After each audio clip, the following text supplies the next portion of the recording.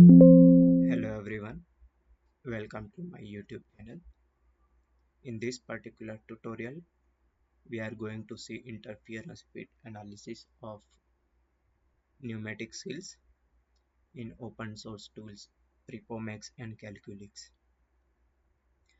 Seals are very important and critical components in mechanical systems, and it has wide range of applications. We are going to see one application of seal in pneumatic actuator, in which this you will see this kind of setup where the seal is interference fit between piston and cylinder wall.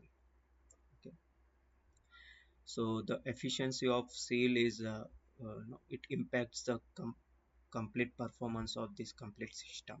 Okay. What happens when there is an interference fit? The contact pressure is generated between seal and cylinder wall here, and this contact pressure helps in preventing lubricant entering or leaking from either side. Okay, and therefore it is very important to study the contact pressure, okay, uh, which is generated between this interface. Generally, generally in industries, the contact pressure should be more than fluid pressure. Okay, in this case, air pressure, um, and it should be generally uh, should be more than 2 to 3 times of fluid pressure, considering any indiscrepancies. Okay, okay, so all these details I have taken from the reference mentioned in video description. Okay, so since all the inputs like geometry, loads and boundary conditions, they are symmetric about the axis, so we'll do axisymmetric analysis. We are assuming interference magnitude of 0.25 mm between cylinder and seal. And since the seal is rubber material, so we are going to use hyperelastic material model, which is generally used for elastomers. And in specific, we are going to use monoruline material. So this is the monoruline material, and the constants are of C10, C01 and D1. So the first term is C10, C01 and D1. So in this particular tutorial, I am not going into details of the material modeling of hyperelastic material, since the focus is to know how to do interference fit analysis, and also I am going to discuss some tips related to meshing, that is quad versus tria elements. Okay. So let's see how we can do in FEA and how we can interpret contact pressure results. Okay, so this is a PrePoMax interface. I have already imported the assembly, seal, piston and cylinder wall. Okay, so first thing we have to check in axisymmetric analysis is the normal. So I'll go to geometry CAD part and flip face normal. So everything is front facing. Okay, so this is okay. Otherwise we should check the surface normals first. The next is the meshing. Okay, so I'll create mesh parameters for all these three components. So first I will create the mesh parameters for part, piston and cylinder. Okay, and I will choose advanced mesh setting. So I'm going to use second order quad elements, okay, which is 8 noded quad elements, and I'll choose mid side nodes to be projected on geometry. So yes, and it's quad mesh, so yes. And the max element size I'm going to use it's 0.5, and minimum size is 0.05. Okay. Then I'll create meshing parameters for the seal. Okay, and similarly I will use advanced setting here also. The max element size is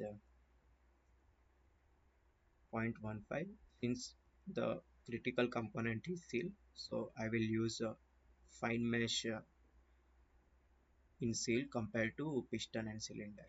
Okay, and minimum element size is 0.05. Other setting, second order quad elements and mid sides nodes on geometry, and this is a quad elements. So yes, then I will just select all three components and create mesh. Okay, so the mesh in seal is okay.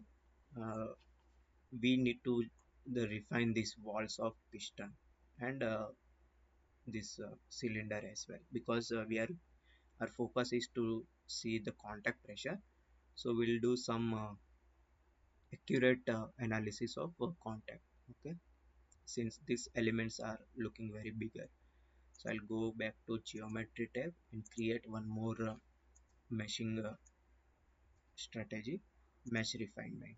Okay,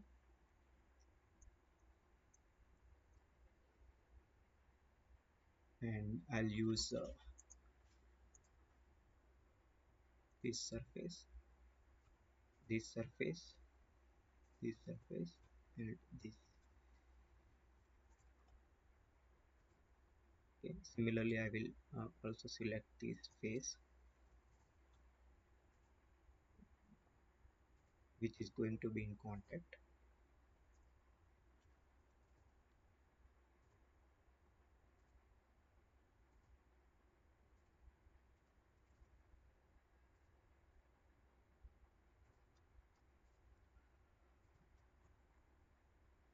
Similarly on the this side,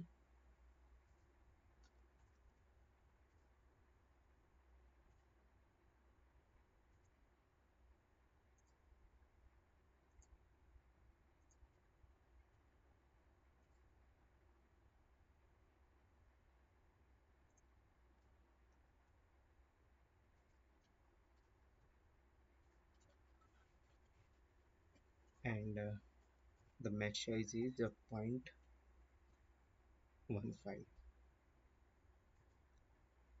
And I will create mesh again. Okay. So this looks okay. So we'll continue with the other aspects of FE modeling. Okay. So you can see the this modeling tree. So the mesh part is done. Then the next is I'll create material, and so what we are going to do is we are going to consider the piston and cylinder as a rigid parts. Okay, because they are, we can consider them as a rigid compared to elastomer material seal. Okay, so this material is we will use some. Okay, let's take 70,000 megapascal. This material is for piston and cylinder. Anyways, this doesn't matter. Okay, the Young's modulus and Poisson's ratio, because we are going to consider them as a rigid parts.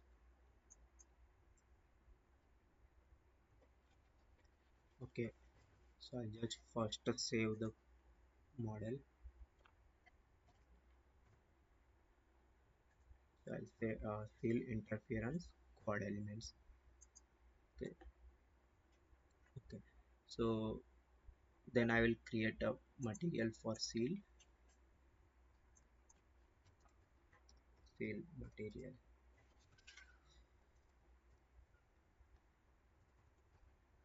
Okay, so we are going to use hyperelastic, which is not listed here. Okay, so what we'll do, I'll just create a material and I will not define anything, because I have to define, since it is not here.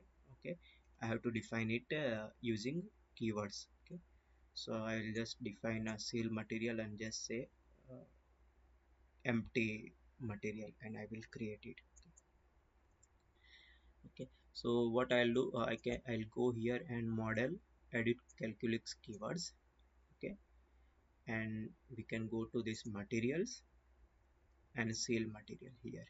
Okay, here I will say add keyword, and I will use this material model, this material definition. Okay, so just below the material name equal to seal material, just below that I will add keyword, and here I will just paste this. So now here you can see this complete in the input file in this the right bottom. Okay, this material, this is the material which we have created for piston and cylinder, and this material for seal. Okay, star hyperelastic, and the constants of Monet material, and then I will say okay. In fact, actually we don't need to create material for piston cylinder, so we'll just delete it because I'm so let me check if I have retained the material definition or not. Oh, it has gone, so I will again add keyword, just say okay. Okay, so now we are fine with materials. Then I'll create section. So sections we are going to create only for seal. So it is a solid section, and we have to choose this part, seal as a part, and thickness.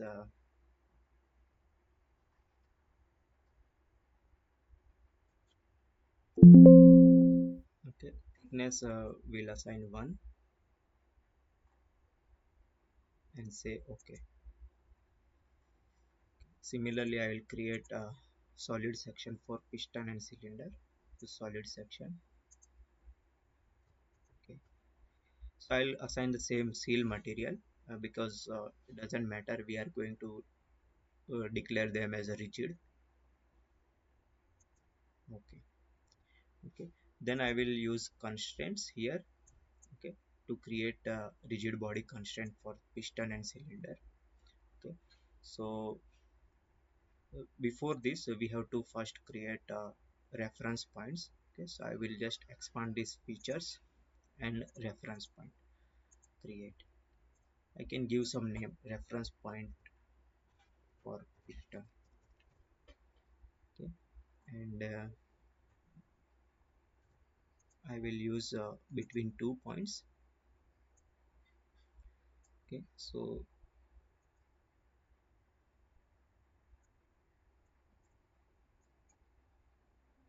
this point and these 2 points. So this is the middle point, and we'll say okay. So this is a reference point for piston. Similarly, I will create a reference point for cylinder. Okay, so cylinder, and I will choose these 2 points,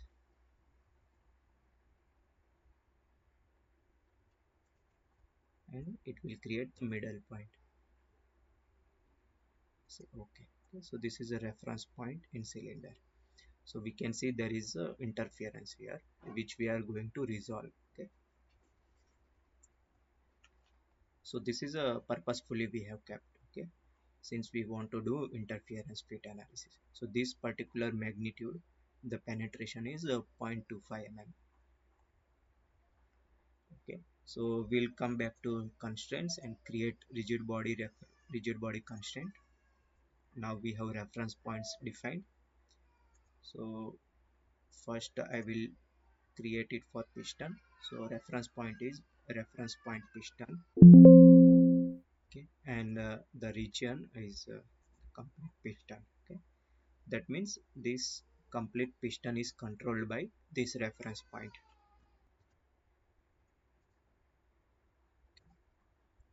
and say okay. Okay, Okay, so we can see this spider. Okay, then create rigid body reference, a rigid body constraint for cylinder. So the reference point is going to be reference point cylinder, which is this one, and the region is the cylinder, and okay. Okay, so now this point is a control point for this complete cylinder. Okay, so the next is defining contact. Okay, so first we need to create the contact properties. Okay, so what we are going to do first, we'll define two contacts. One is between seal and piston, other is between seal and cylinder.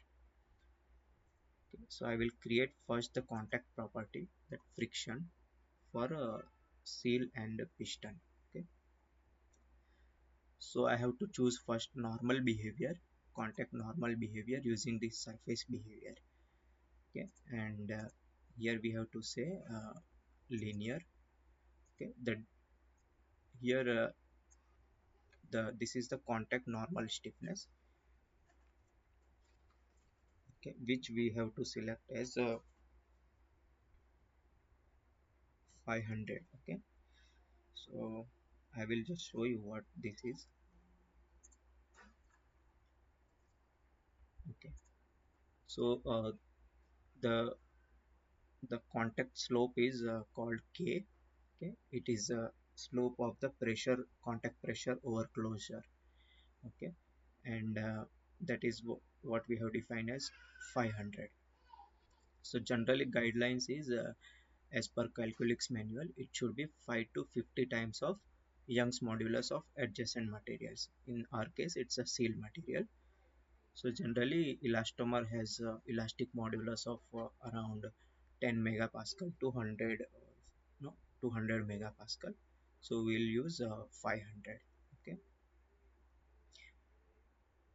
If we don't define this 500, the solver will automatically calculates.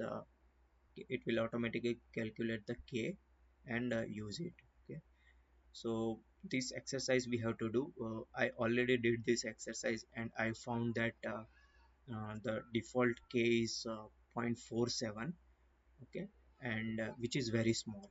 Okay, generally what this defines is you can assume something, some spring placed between two contacting surfaces. Okay, and two contacting surfaces should not penetrate each other. Okay, and the spring should be such a stiff that it does not allow any penetration, because in ideal situations or in real situations the penetration is going to be a zero. Okay, between contacting surfaces, but numerically uh, for the FEA analysis we cannot make it a zero. Okay, it is not possible. So what we do, the spring will have some finite stiffness. Okay, and the stiffness is nothing but K. Okay, which represents pressure over closure. Over closure is nothing but penetration, contact penetration. Okay, so so K should be so it is like if you use very small K, small value of K. For example, in our case the default is 0.475. Okay, it will allow large penetration. Okay, which is not accurate simulation. Okay, and if you use K very large, like 10,000 or 10 raised to 5, it will not allow any penetration or very small penetration, but the simulation may not converge. So the best is like we have to use somewhere in between, which is like trade-off. Okay, trade-off between accuracy and solver performance. So I already did that exercise, and it no, the best value is 500. So hope it is clear. So I'll go with 500 now for quad meshing. Okay, and we'll use this as a default parameters. Similarly, this is a normal behavior. Okay, so I have to define tangential behavior, which is nothing but friction. Okay, So I will use friction, and from the reference, the friction between piston and seal is zero point 0.4. Okay, and this stick slope is also like we have to define. Okay, there is a default. Okay, uh, so this is also very similar to contact normal stiffness. This is a stiffness in tangential direction. Okay, the same rule applies. If it is very small, it will lead to inaccurate simulation. If it is very large, it will become difficult to converge the contact iterations. Okay, so I'll use somewhere between 100, and so this is done. So I will say surface interaction, piston and seal.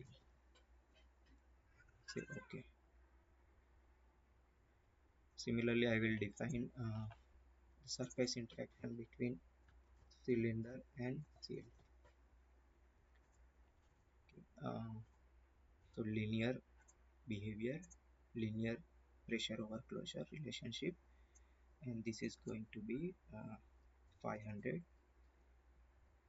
Friction is 0.05. Okay, and since we are going to do interference between seal and cylinder, which is generally very difficult to converge. Okay, so I will use the default. Okay, of course this also affects our results.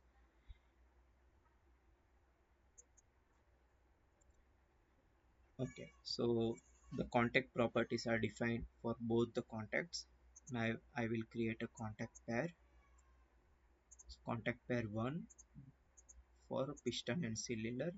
I will use the default surface to surface, and adjust I will say no. Okay, I don't want to adjust the slave nodes at the initial of analysis. Okay, so master is this piston surface.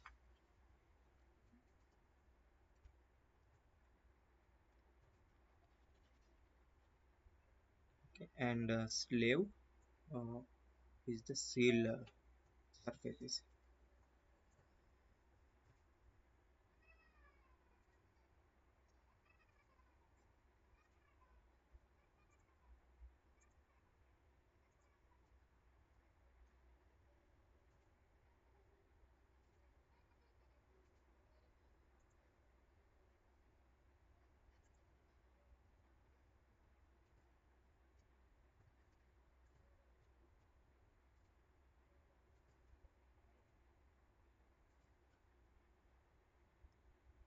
See, okay, then I will create contact pair between cylinder and seal. Adjust no.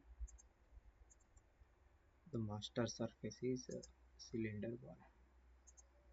Okay, slave is going to be this surface.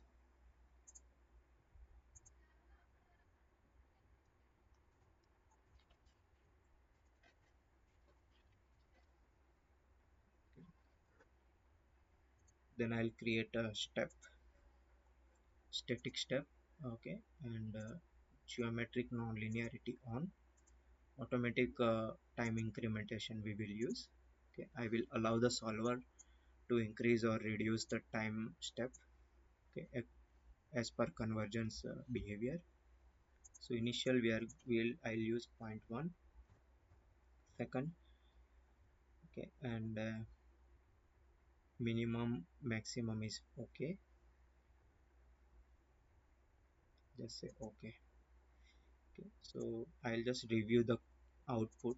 Okay, so contact nodal output and sorry, nodal output and element output. So contact output is not a default. I will create contact output as well. Okay, so these two outputs are fine. Contact relative contact displacements and contact stresses. Okay, contact stresses are nothing but contact normal pressure and contact tangential stresses, shear stresses. Okay, So I'll create a boundary conditions which are nothing but both the piston and cylinder are constrained. So I will use fixed boundary condition, and region type is a reference point. Okay. So first I will arrest all the degrees of freedom of piston. Then we will arrest the reference point of cylinder. Okay. Okay. Okay. So that's it. And just delete this. Okay, I will create new analysis and we can give some name. For example, analysis for quad elements, quad mesh. Okay, and just say okay. I hope everything is done. Okay, let me submit, and if we see if there is no error, then we are fine. Okay, so it has started, so there is no issue with FEA inputs, nothing is missing. So it will run for I think 2 to 3 minutes. Okay, I'll come after this run finishes. Okay, so analysis is completed within 5 minutes. Okay, and we can see the step time, increment time. Okay, it's a 1 second is completed. So I'll just go to results. uh, okay, so this deformation scale factor is automatic, which is might be larger, so I'll use true scale. Okay, and we can see there is the interference is resolved here. Okay, I can go and run the animation here using this button. More, I'll use a loop and play. Okay, so this is, you can see, like over the step. Okay, during the increments, time increments, it is resolving the interference gradually. Okay,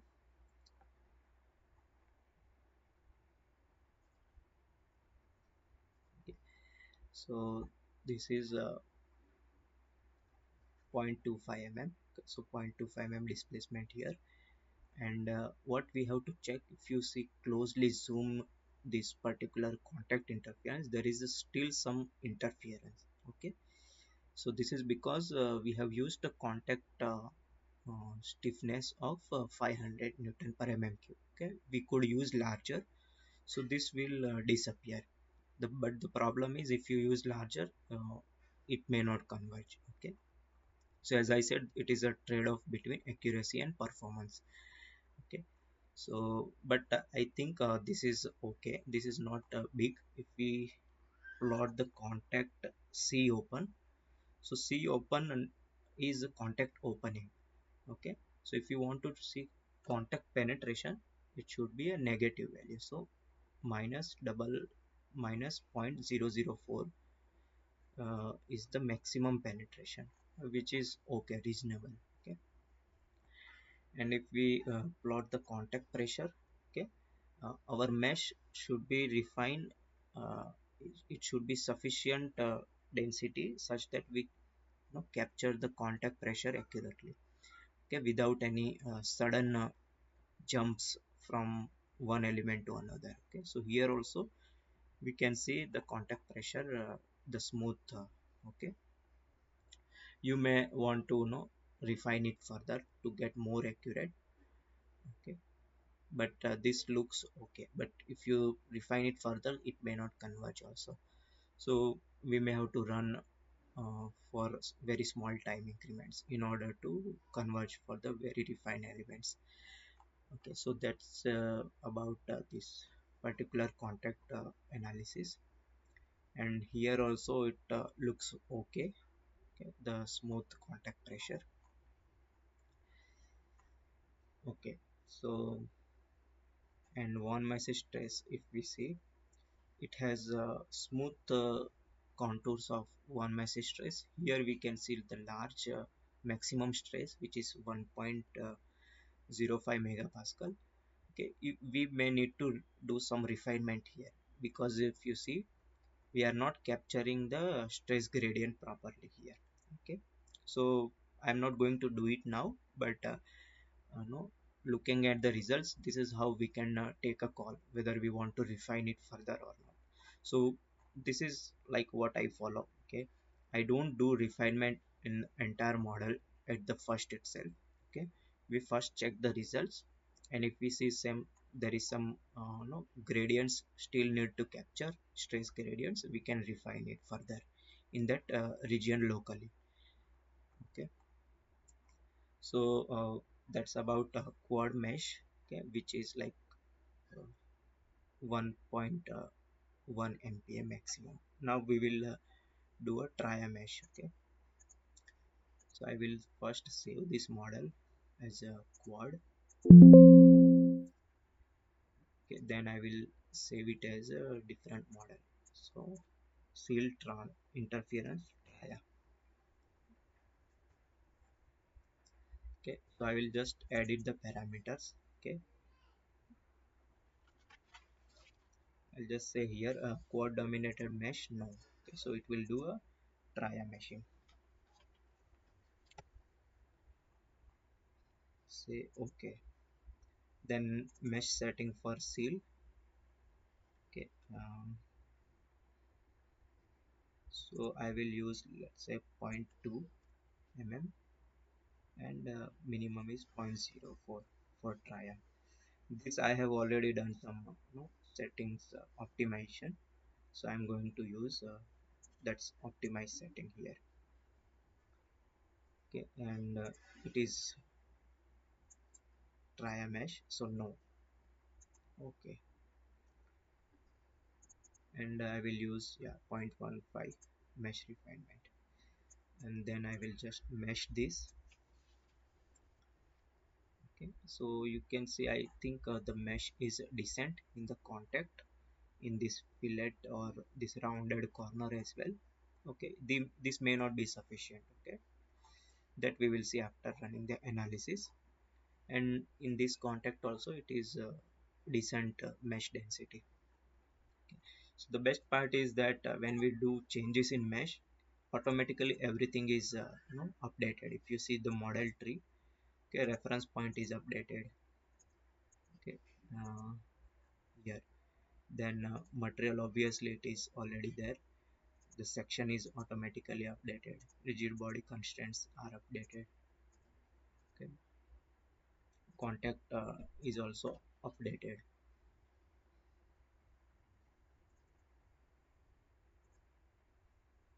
Okay, and let's review this boundary condition. So this is also okay,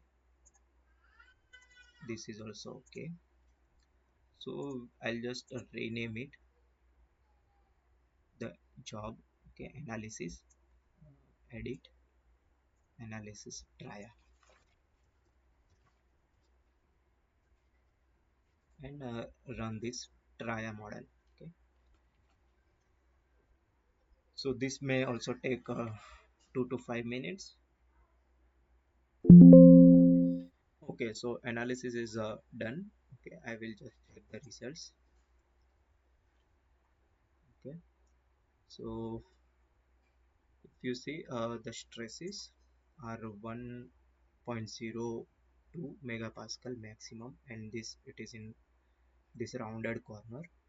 Okay, which is very close to our hex, that quad element. Okay, so what I was trying to mention here, we can achieve nearly same accuracy with second order tria or tet elements that we want to achieve with the hex or quad elements. Okay, so that is the key takeaway I want to mention here. Okay, we can always if, like, let's put it in this way, we can always mesh it with quad or hex elements wherever possible. But if it is not possible, if it is a complex geometry and we need to spend extra hours in terms of pre-processing and meshing, we can simply go with the second order tet or tria elements. Okay, the only thing is that we may need to use more number of elements than hex or quad elements. But the advantage is that the pre-processing time is we will save lot of pre-processing or meshing time. Okay. So for this simple geometry, it may not look like we are saving the time, but for a complex geometries and big assemblies, we will definitely end up in saving a lot of time in meshing, okay, if we go with that elements. Just in case no, hex elements meshing is not possible. So if I just okay, you can see this contour as well, the stress contour. If I open for quad elements, okay, both has same contour, okay, and the maximum stress is also same, almost similar values we are getting, okay. And of course we have to check the contact pressure, okay. So this also looks smooth only, okay. uh, so this is also very important. As we said, we are the focus of this study in, in seal applications. Mostly they are more interested in contact pressure output, okay, which should be 2 to 3 times of that fluid pressure, okay, in order to not allow any leaking. So that's it from this tutorial. Thank you guys. And if you find this tutorial useful, I recommend you to subscribe to this my channel, okay, because in future I plan to upload many theories and tutorials, okay, both tutorials and theories on FEA perspective, okay, be it a non-linearity, hyperelastic material modeling, plasticity modeling, contact modeling, and also I'm planning to share more practical tips, okay. So please subscribe to this channel. Thank you guys.